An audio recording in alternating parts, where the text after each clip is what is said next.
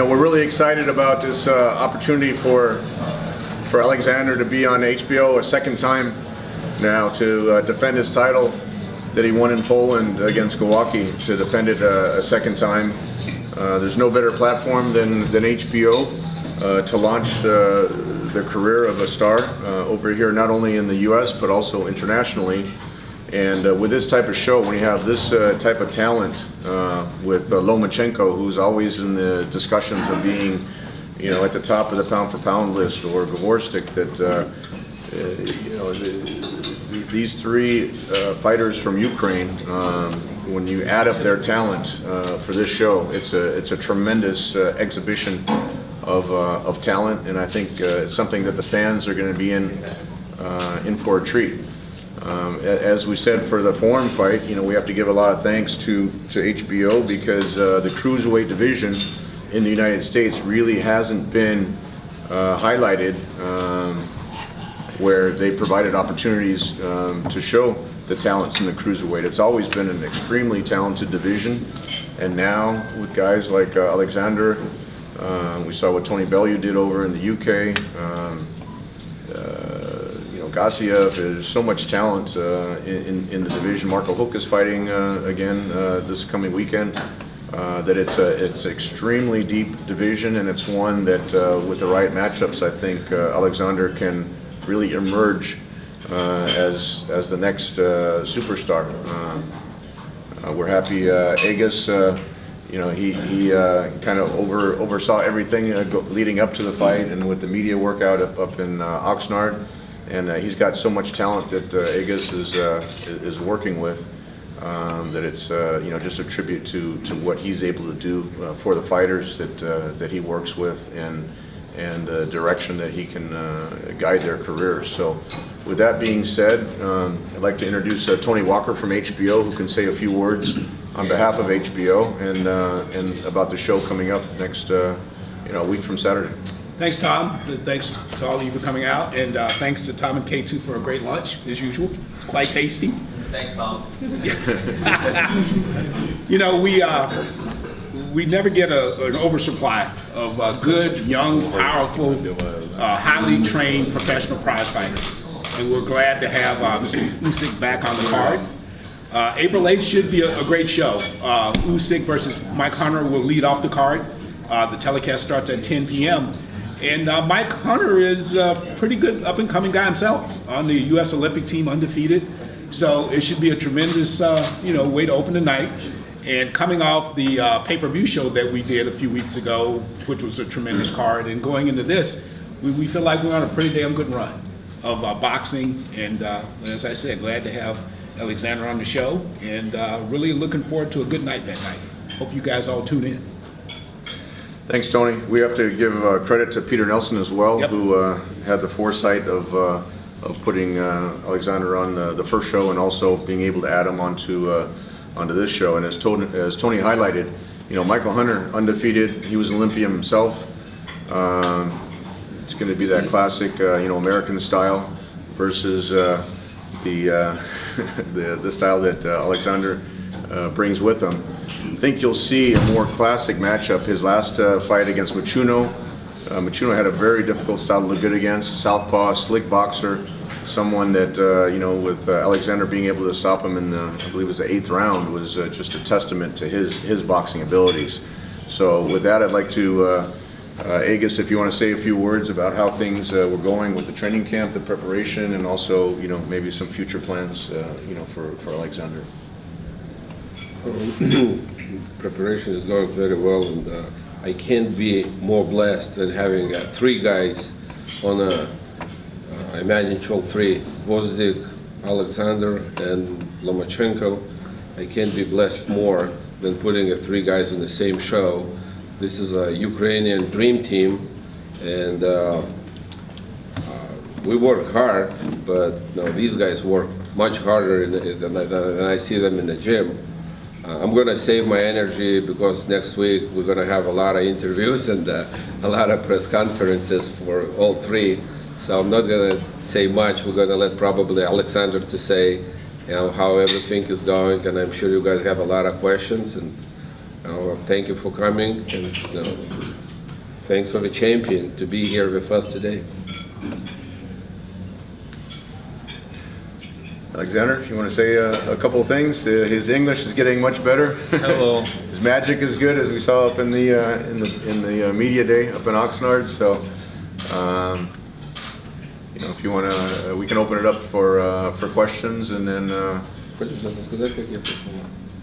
Да, всем спасибо, что здесь собрались. Я очень рад вас видеть. Хорошее настроение. Рубашка калифорнийская. Thank you very much, everybody, for coming here. I'm very happy to guys see you, and the good vibe is here, and I'm happy, and my Californian shirt is sitting good here, so I'm open for questions. Alexander's becoming a California guy now with the palm trees on the shirt And the tan. Don't forget about the tan. Yeah.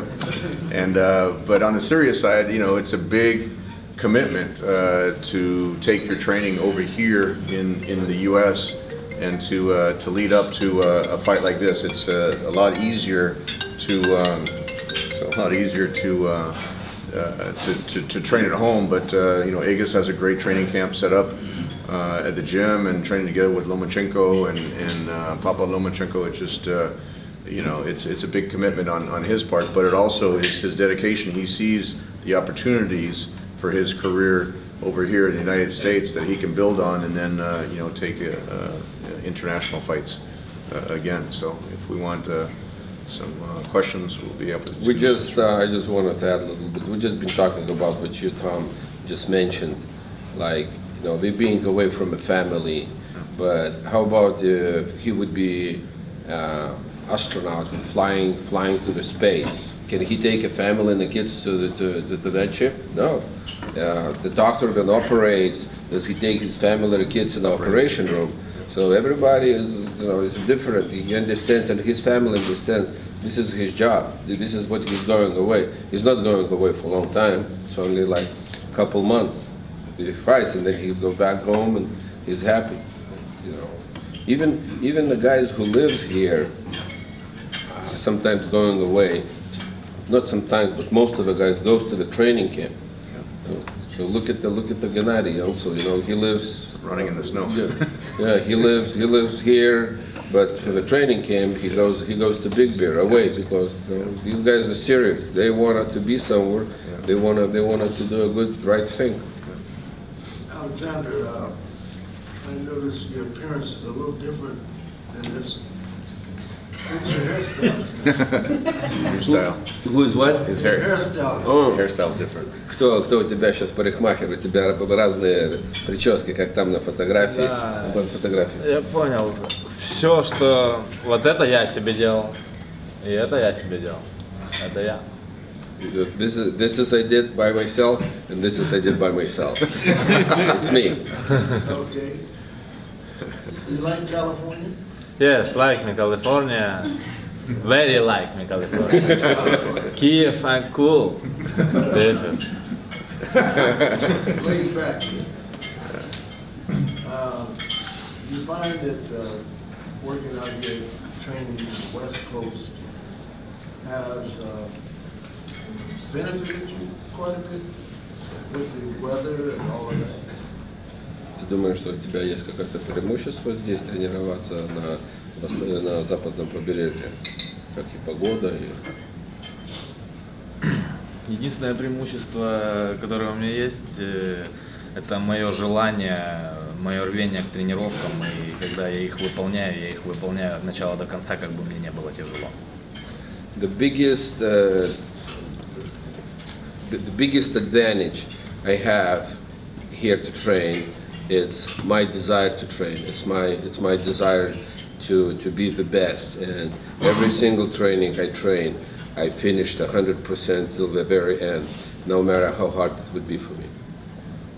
Но то, что здесь тепло, и каждый день я просыпаюсь и вижу солнышко, то это еще больше бодрит. Мне не надо идти на тренировку и одевать теплую куртку, а я могу просто идти в футболке. But of course, when I woke up every morning and the sunshine and it's warm here, I don't have to put my jackets on. I go to the training with my t-shirt. It helps. being the great manager that you are, you got manager of the year 2016, how easy was that decision for him to make to go with you to guide his career? It's a question for him. Yeah, how easy the decision was it for him to confine in you to take his career to the next level? Как тяжело тебе было сделать выбор, что пойти работать со мной, с менеджером? Это не было тяжело. Мы же давно общаемся, так что я сделал свой выбор достаточно осознанно и верно.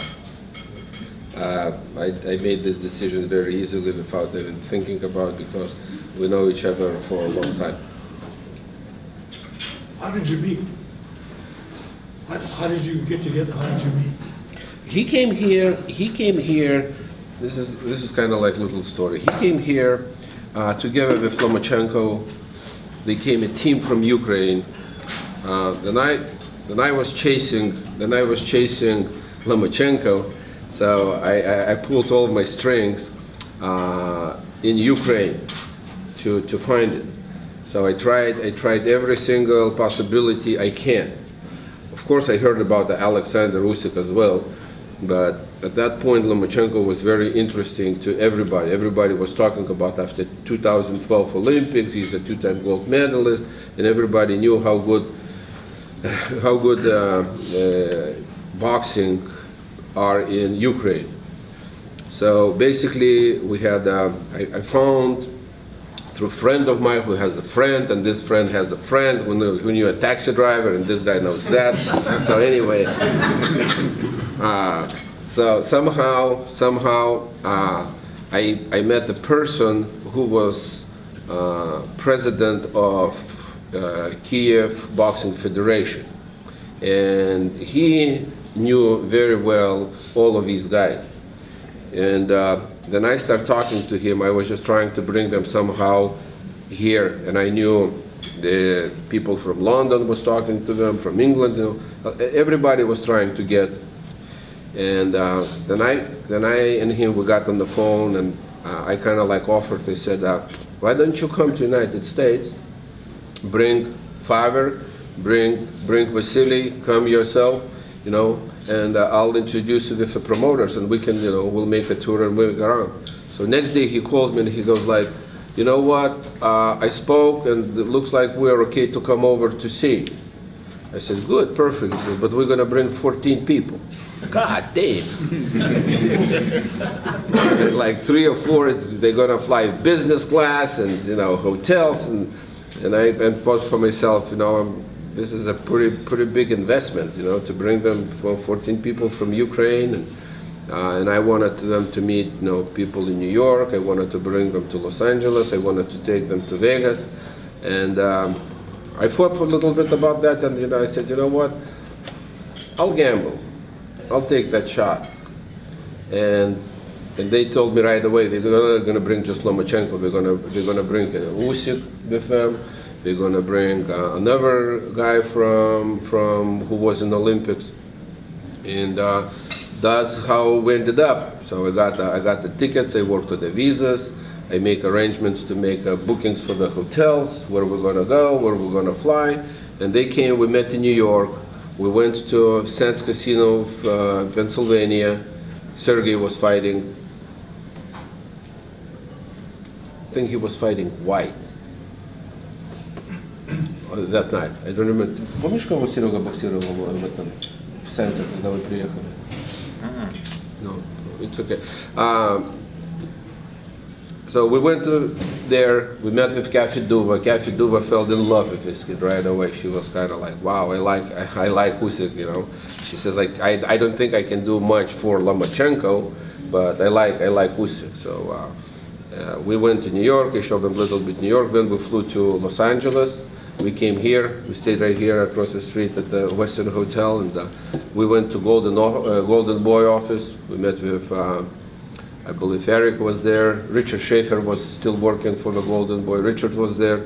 We were sitting, we talking about, and the guys was so happy, you know, and they stepped out probably, you know, this is who we're going to be work with, and Then we went to Las Vegas, came to the office.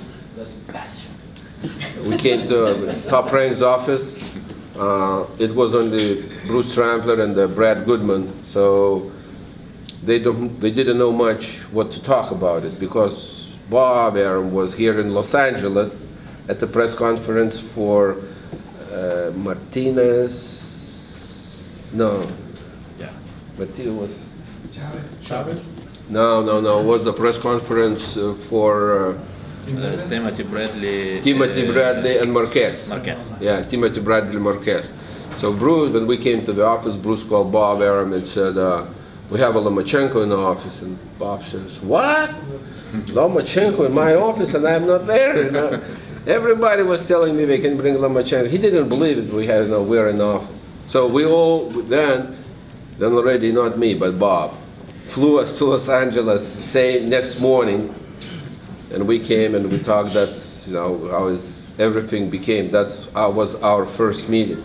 But then talking with a promoter. So Oleksandr was that time cruiserweight division was completely dead, absolutely. So Oleksandr said, I told Oleksandr, I said, if somebody's going to take you here right now in the States, they're just going to be taking you because you're coming with Loma. So I said, my advisement would be, as much as I want to work with you, don't take wrong, but much better would be if you go back to Ukraine and you start there, then you show what you can do, and then come back here to the United States. And then you're going to be ready, we'll bring you back to the United States. So basically, when saying, we just became boxer and a manager in the last days, it's not true, because I knew him, he knew me.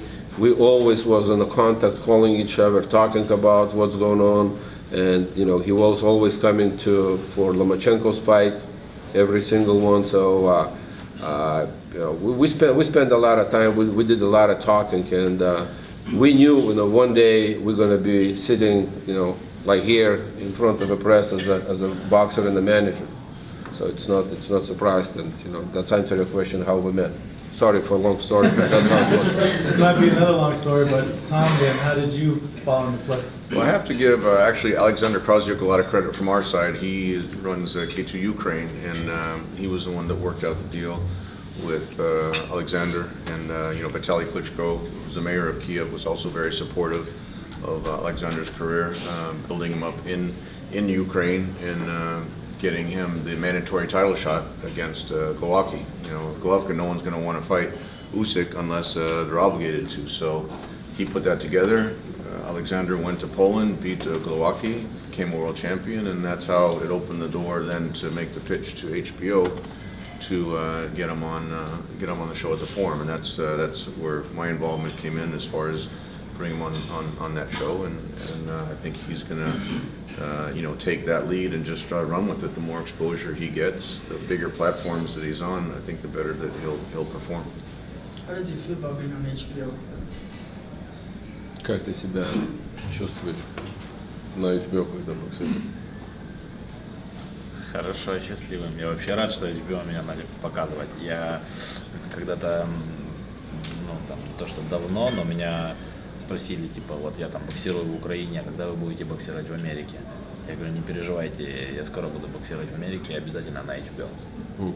I'm very happy, of course, to be on the HBO, and I'm very happy HBO is showing my bouts, because a lot of times when I was fighting in Ukraine, a lot of people was asking me, oh, you're fighting here in Ukraine, how about the United States? Are you going to be fighting in the United States pretty soon? And he says, don't worry about it, I will come. If I'm going to be fighting in the United States, it's going to be on HBO. So that's a pretty good statement. Talking about your last fight, how satisfied were you with your performance? Как доволен ты был своим выступлением в прошлом бою? Я же одержал победу, я доволен. I'm happy. I'm winner. I want to fight, yeah. I want to fight, I'm happy. Oleksandr, how is your return, the change in your trainer, how's your return to Mr. Lomachenko? Just to make it clear, Anatoly Lomachenko is not Alexander's trainer. Somebody made a very false statement, and I believe Mr. Bashir did, then he stated Anatoly Lomachenko going to be his trainer. He just had the feeling about what Alexander is going back to Anatoly Lomachenko. But that was a completely false statement. His main trainer is Russ Anberg. How has your change in training been for you? Как тебе изменения, какие изменения в твоей подготовке с новым тренером? Ну, я если сейчас буду ему рассказывать, они все напишут, и он узнает. Есть, естественно, небольшие изменения, но не такие большие, масштабные, потому что мало времени для того, чтобы что-то менять. А вот уже, я думаю, что дай бог, чтобы пройдет удачно поединок, и тогда мы будем что-то новое делать. Сейчас все хорошо. If I'm going to tell you right now about those changes, you guys are going to write, and my opponent going to know about it. But we're working on it. There is some changes. It's minor changes. It's not the big changes because it's a too short time. We can't make a big changes in a short time. But yes, we're making some changes, but everything is going very good. As a fighter, growing up, who did he style himself after? Because he's very unique, very skillful for a cruiserweight. Cruiserweights don't carry that kind of technique that he has. Who are some of the fighters that he admired that he styled himself after? Как ты можешь назвать свой стиль бокса?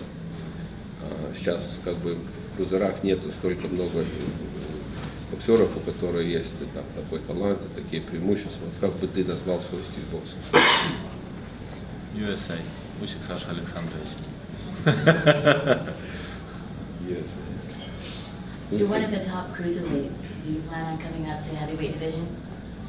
What did he say? No, he just say USA like United States. USA is Usyk. Alexander is like short name Sasha, USA, and his father name is Alexander, so USA. It's my style. This fight is coming up with, I think she asked me the No, answer. he's one of the top. Well, he's the top cruiserweight. Do you plan on coming up to the heavyweight division? У меня есть планы, естественно, но давайте пока побоксируем здесь.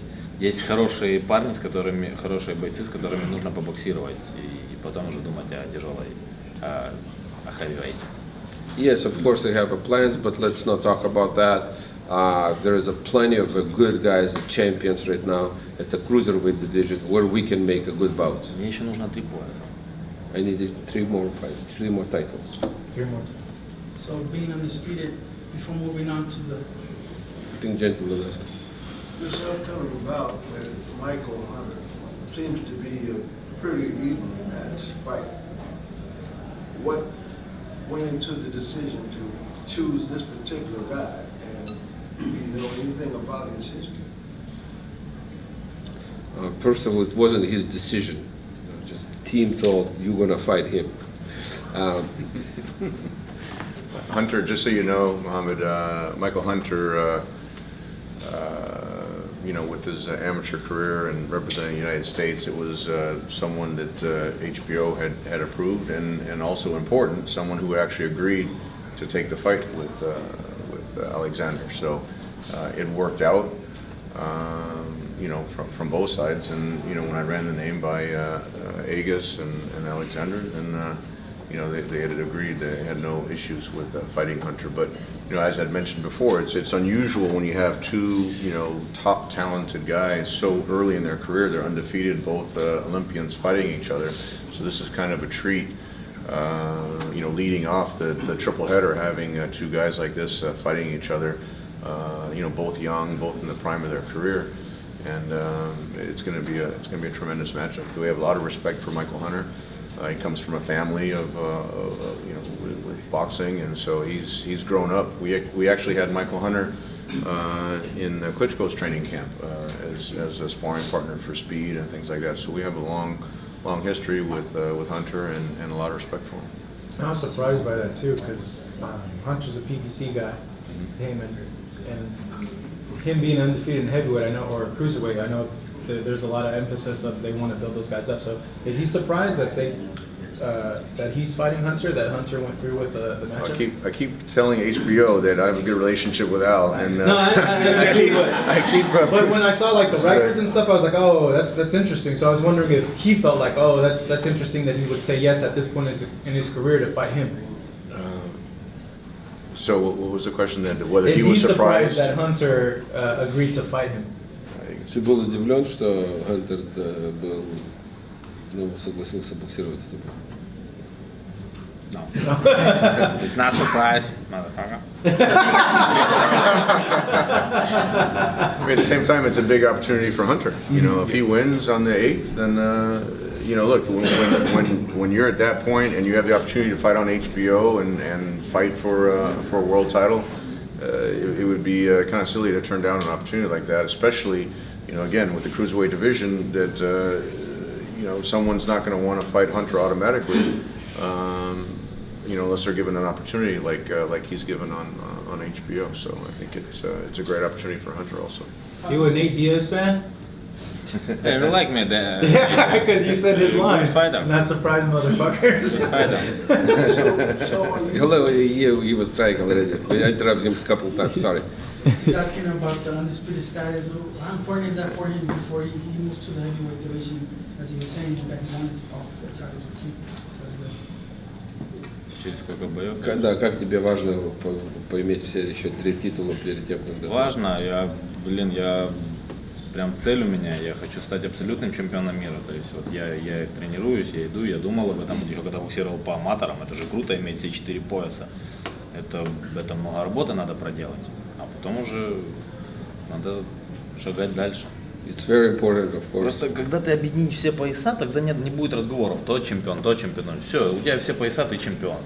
Вот, ну то есть. It's very important for me to have all 4 titles because right now everybody's talking. I'm a champion. This is, but then the one guy has all 4 titles. There is no question who's a champion in that division. And it's very important. I was thinking about that. I thought about that even when I was fighting in amateurs. One day I'm going to be a pro fighter, and I wanted to be undisputed champion. It's important. What do you know about Michael Hunter? Что ты And his знаешь? style? Что ты знаешь Watching его him fight, стиль? have you seen tape of him? Ты видел какие-то? Я видел все, что о нем известно в интернете, на один бой на Олимпиаде. Все.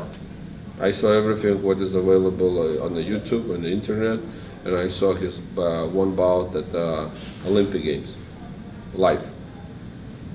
So what does he think? Что ты думаешь про него? I know think, Michael Hunter. I don't think about him. Absolutely, I don't think about him. Impressed or not?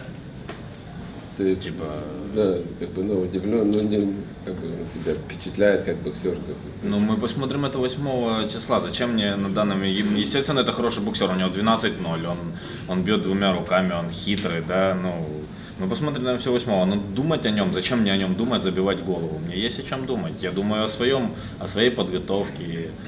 Я думаю, что у меня дочка пойдет в этом году в школу, и я должен присутствовать на 1 сентября. Не знаю, но о нем я не думаю. I'm absolutely, I don't think about him. No, he's not even in my mind. I know he's a good fighter. He beats with 2 hands, and he is slick.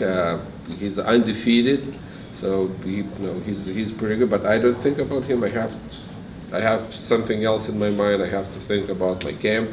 I'm thinking about how my daughter gonna go to school first class this year, and I have to be with her September 1st at the school. That's what I'm thinking about.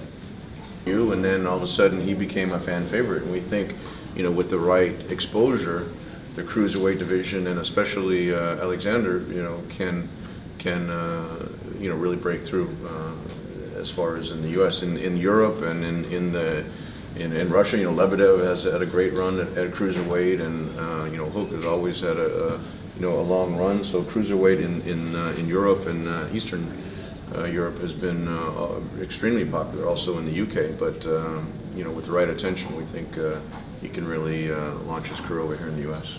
Tom, did it help that you also have Murat Gassiev as one of the title holders? Did that help sell Well, you know, Murat trains with Abel Sanchez, but you know, I mean, he just beat Lebedev. But I think just in general, having so much talent there, you can see some of these great matchups coming up down the line. But you know, really at that point, it didn't really have much to do with Murat as much as what Oleksandr did. You know, again, winning the gold medalist. And his personality, and you know, Peter is very familiar. Peter Nelson's very familiar. When I pitch someone, it's not like I can fool him that this guy's talented or this guy has a great personality, or he can be marketable. But I think if he's successful on April 8th, we can do a similar timeline like we did with Triple G, where we can build him up in some of the major markets, whether it's in New York or bring him back here to Los Angeles, and then. You saw the culmination of what we did, you know, 2 weeks ago in New York, where Gennady sold out the Garden for the second time in a row, and I think Oleksandr certainly has the same potential, especially whenever he moves to heavyweight. But just based on his personality, why do you think we have such fertile ground and see such a rush of Eastern European talent in the last few years? And do any of you want to take credit for that here in the United States? Certainly it's existed there, but they are leading a lot of the divisions. They come in hungry, they coming here with knowing what they want, hardworking, huge discipline, because we had that in the amateurs. They come into a different country and they know the opportunities, what is waiting for them here. So I think, you know, hard work, having talent, that what brings them, you know, stands up. You think that says something about the immigrant story in America? We have one, they have one. I believe, you know, it's, I saw some fighters coming to the same training camp like from Argentina, and nothing to say about, you know, bad or a country or what, but you know, the guys at nighttime, they go to the bars, you know, they get arrested. You know, here local, you know, American guys, you read the stories, this guy got arrested for the drug trafficking, this guy got arrested for hitting somebody, chasing a girl, raping somebody. So, you know, it's a lot of different stories. I have right now like maybe 15 guys at the camp, and they have their own apartment. Somebody lives with a family, somebody lives without family. So, you know, if somebody lives like 4 or 5 fighters at the same place, then I go at night to bed. I don't have to be worried about my phone is going to be ringing and, you know, come bail us out. The worst thing I can get, and me and Bernie was talking this morning, the worst thing I can get, a phone call and say, God, man, I got a speeding ticket. And because, you know, these guys coming from Russia, from Ukraine, from Eastern European countries, they like fast cars and they drive fast.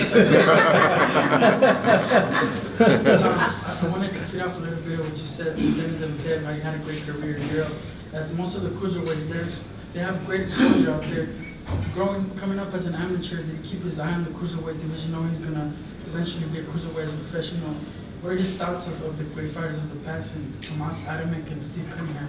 What is his perception of them? They were world champions. That would be, if you want a chance. Yeah, когда ты еще проходил в любителях, ты как бы настраивался на дивизию крузеров, как бы там Томас Адамек тогда был, Каннингем, как бы ты как бы думал, что вот эта дивизия как бы смотрел, или не было у тебя? Нет, я не смотрел, потому что я по любителям-то боксировал 75, 81, 91. Потом я не думал о них, то есть потом. Естественно, я думал о профессионалах, но я почему-то смотрел тяжелые, heavyweight. I never thought about like cruiserweights. I never kind of like pay attention to the cruiserweight division. When I was amateur, I was light heavyweight, super middleweight, light heavyweight, and then they fought in the heavyweights as a group. So I never paid attention much about the divisions. Somehow my always concentration was for the heavyweights. You just tapped into slightly some of the distractions that some of these fighters can be attracted to in this country. How do you compare what goes on here with what goes on back in their country in terms of the distractions that the fighters can be easily lured to? This is for him, or you want to ask me that? I'm asking you. Yeah, well, listen, a lot of distractions everywhere. I'm not saying, that the Russians or Ukrainians are coming here brilliant. I probably got blessed, or I might be making a lot of research about whom I have going to bring into my camp. So that could be a possibility, because then you make an omelet and you're going to put the one raw egg into omelet, you can throw away the whole omelet. So if I'm going to bring one of the bad guys to the camp, that could be, that could be a wrong thing to do. So I'm very, very careful whom I'm bringing to, especially being with these guys. But listen, everybody knows how Russia crazy is, and how everything it is, and there is distractions in Russia probably even more than here. And I'm not saying these guys are just brilliant or coming. So it's just I'm just talking about my camp, what I have going on. Tom, can you speak a little bit about how big of a star Oleksandr is in the Ukraine, as far as star power there, people watching his fight live on TV from HBO? Oleksandr has a little bit of a unique situation where he actually started his career over there in Ukraine, selling out arenas, building naturally off of his Olympic championship as a hero. I mean, they were all heroes. Naturally, Lomachenko had the biggest spotlight, turning professional and winning the gold medal multiple times. But Oleksandr starting there and now making the transition after winning, he kind of took the road of building his career in Ukraine, winning the world championship in Poland against arguably the best fighter against Slovakia. You don't see someone with 10 fights fighting the #1 world champion in their home country, winning that and then building on that. And that's really what launched his career on that. But to answer your question, if he does fight in the summertime in Ukraine, he'll have a hero's welcome when he comes back there. And this fight will be shown live in Ukraine? This fight will be shown live in the Ukraine, yes. Aegis, Oleksandr is quite the character with an upbeat personality. Can he touch on who were some of his, entertainment idols, his idols in entertainment? Ты можешь сказать какие-то, говорит, ты уже сам такой, можешь какие-то назвать entertainment, которые, там, музыка какие-то твои кумиры, в фильмах, какие-то артисты, да, то, что тебе нравится, что такое. Артисты какие-то, музыкальные какие-то исполнители.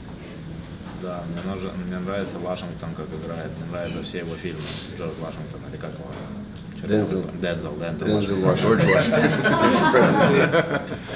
Дензел Washington. I like Denzel Washington when he plays in movies. А музыка, они-то не знают, какую я музыку слушаю. Я слушаю музыку... Грибы, Баста, 25-17, да, то есть Миша Круг. He likes all kind of different. He likes like a Russian chanson, some of it from Russian chanson. I don't know, do you guys familiar or not? It's kind of like music, and he likes new style music, just like rap music, some. Украинские исполнители есть, которые я слушаю. There's a lot of Ukrainians, new guys, upcoming guys, Russian guys, upcoming guys. So that's what kind of music you want to, that's music you're listening to. Oleksandr. Like me, James Brown. Has Loma taught you a backflip yet? Лома тебя выучил, как делать сзади сальто? Да, я воду могу делать. Yes, I can do it, but You only can no do water. it? Only no water. We're gonna see that on the 8th. No. If you're gonna have a pool next to the ring, Okay, so you need a pool. бассейн, если построить. Yeah, возле. yeah. Okay, okay, not on the ground yet. To go back to what he was saying about Nate Diaz, he said he likes Nate Diaz, talking about timing-wise what he likes.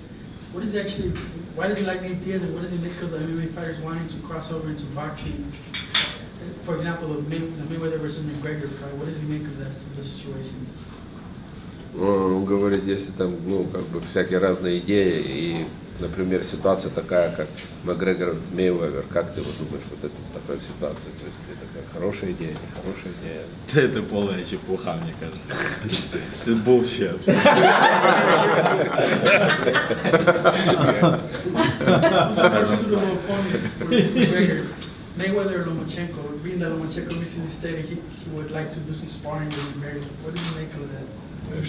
Что ты можешь сказать по поводу этого, то, что там Макгрегор с Мейвезером и Ломаченко сказал, я бы хотел с ним поспарринговать. Он не сказал, что он хотел бы с ним поспарринговать, он сказал, что он, ну, если тому угодно, ну, если тот хочет, то он может приехать, типа, и я покажу ему пару уроков, а не спарринговать. То есть, ну, там такой момент был. Lomachenko kind of said, he didn't say like I wanted to spar him, but you know, the way he wanted to say and explain it, like if McGregor wants to come to his camp, Lomachenko can show him a couple moves and give him a couple lessons.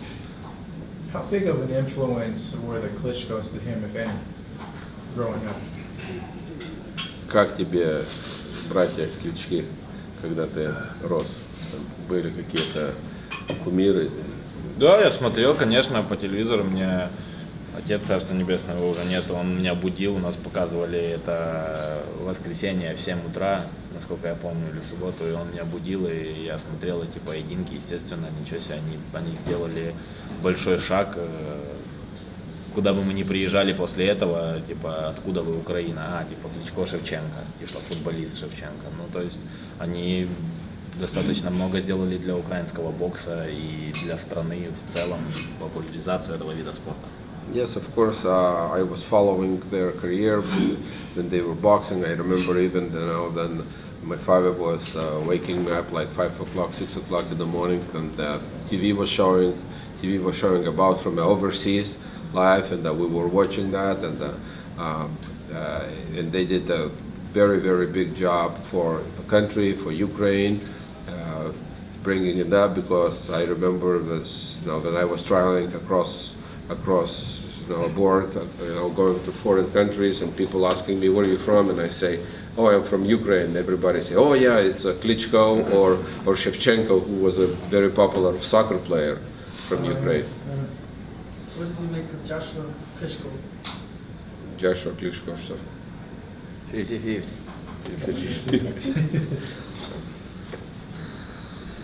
And now, you remember being woken up in the morning. Now people are going to wake up in the morning and watch you.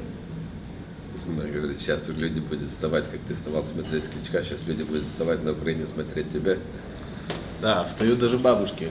Моя мама там живет в деревне, да, и бабушка говорит, слышь, типа там, ну, уже достаточно, там, 70 с чем-то лет. Она встает, смотрит, Вася, меня, и она говорит, слушай, говорит, а нельзя там никак, говорит, чуть-чуть там попозже сделать, еще что-то, поспать. Я говорю, это вам-то какая разница, вы все равно рано встаете. Yeah, he says his mom lives in outside of a city, kind of like on a countryside, and he says older woman who is already like, you know, in the 70s, late 70s even, they coming to his mom and saying, look, you know, the TV is going to show your son on the TV, and the Lomachenko is going to be there.